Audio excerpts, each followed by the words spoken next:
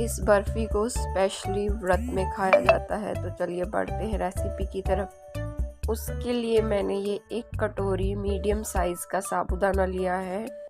क्योंकि ये पैकेट वाला लिया था तो इसे धोने की ज़रूरत नहीं है, बस मैंने गीले कपड़े से इसे पोंछ लिया था।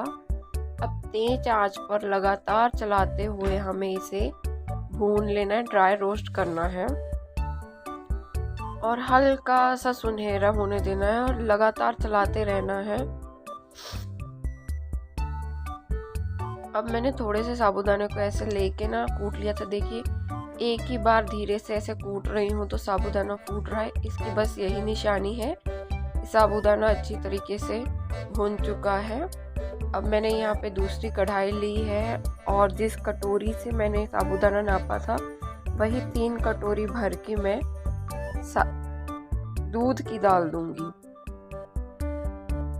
और इसे फुल आंच पे हमें पकाना है लगभग आधा होने तक और लगातार चलाते रहेंगे बीच बीच में। अब मैंने यहाँ केसर भिगो के रखा था वो डाला है, ये टोटली ऑप्शनल है, मुझे इसका फ्लेवर थोड़ा अच्छा लगता है इसलिए डाल दिया है।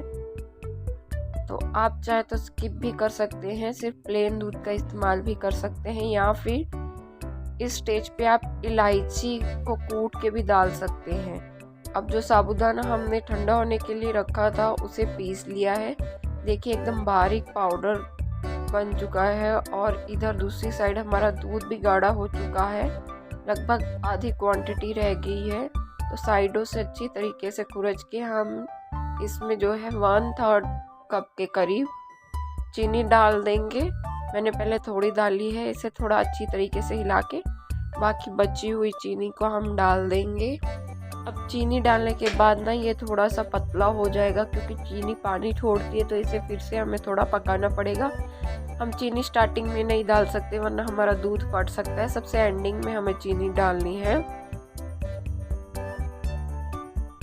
और मीठा आप अपनी आवश्यकता के अनुसार रख सकते हैं, ज़्यादा तेज पसंद करते हो तो ज़्यादा भी डाल सकते हैं। अब अगेन दूसरी कढ़ाई ली है और इसमें 2 टीस्पून के करीब देसी घी डालेंगे हम। और जब ये गर्म हो जाएगा तो उसमें हमने जो साबूदाने का पाउडर बना के रखा है उसे डाल देंगे और कम से कम 4 से 5 मिनट भून लेंगे लगातार चलाते हुए। मीडियम से लो फ्लेम रखी है यहाँ पे मैंने और बस इसे भूनते जाना है। जब ये भून जाएगा ना तो हल्का सा खुशबू आएगी इसकी भुने हुए की। वैसे तो ये आधा पहले ही भुना हुआ है क्योंकि हमने ड्राई रोस्ट किया था तो ज़्यादा यहाँ भूनना नहीं पड़ेगा। और साथ में हम यहाँ पे डाल देंगे कुछ ड्राई फ्रूट्स।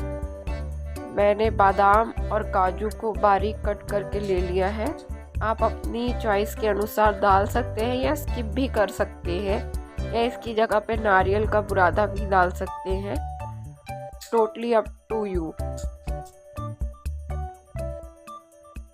अब 4 से 5 मिनट हो गए थे तो जो दूध हमने बना के रखा था उसे डाल दिया और लगातार चलाते रहेंगे। और मैं यहाँ पे सजेशन करूँगी कि आप ना नॉन स्टिक कढ़ाई का इस्तेमाल करें वरना कुछ इस तरीके का हाल होगा।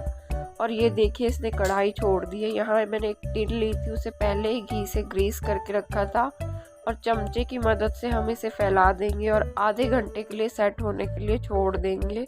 बाद में इस तरीके से हम इसे अपनी मनपसंद के हिसाब से शेप दे लेंगे।